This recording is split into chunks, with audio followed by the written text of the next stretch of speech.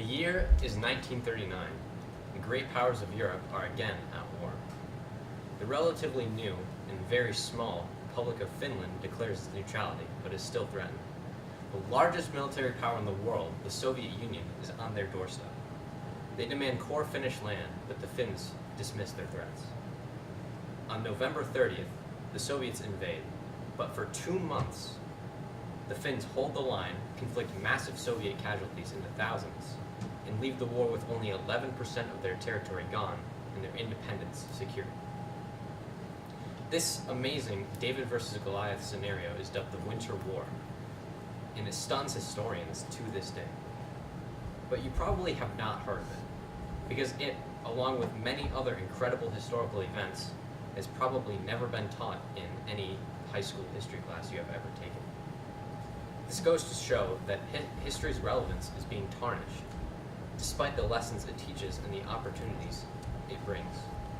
I believe this is mainly due to how it is taught in public schools, but nevertheless, there are solutions to this, and there are ways to learn it more efficiently.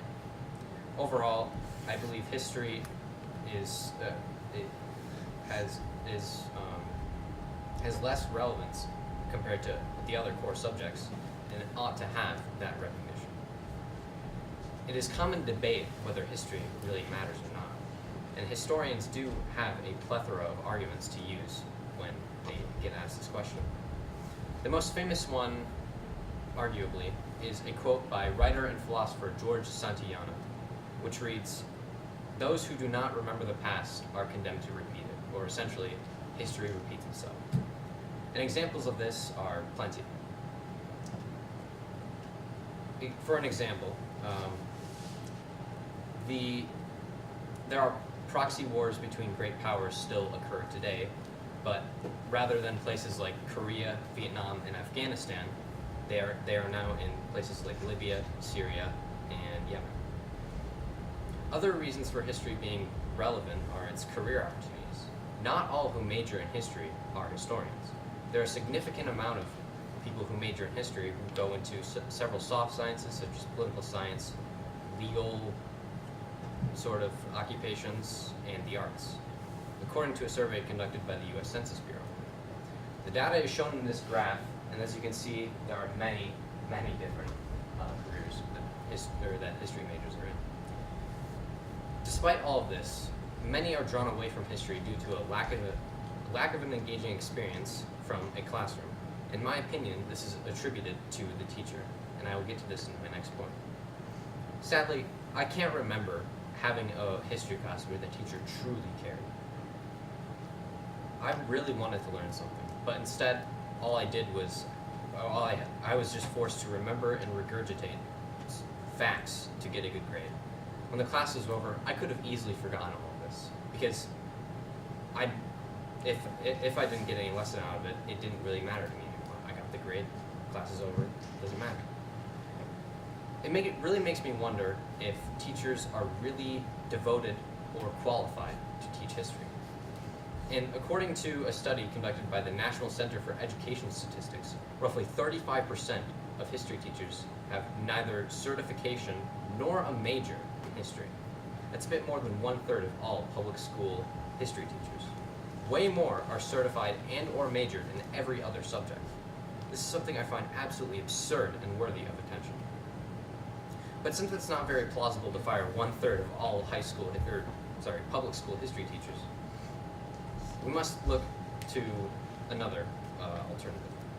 And I'll expand on this in my next topic. Since public school teachers are arguably unreliable, we must look for different alternatives. Personally, I learned a lot of history from certain channels on YouTube, but this requires caution. Unless the creator clearly cites their sources or makes a video in a similar fashion to other creators, I'd take it with a grain of salt. If you're too lazy to look up if the sources are legitimate, then I recommend doing the latter and watching several videos about the same topic. Something's up if several videos about the same topic talk about completely different stories. If you're still interested, there are many things you can do. Go to a local library and browse the history section. look up a lecture from a renowned professor, etc.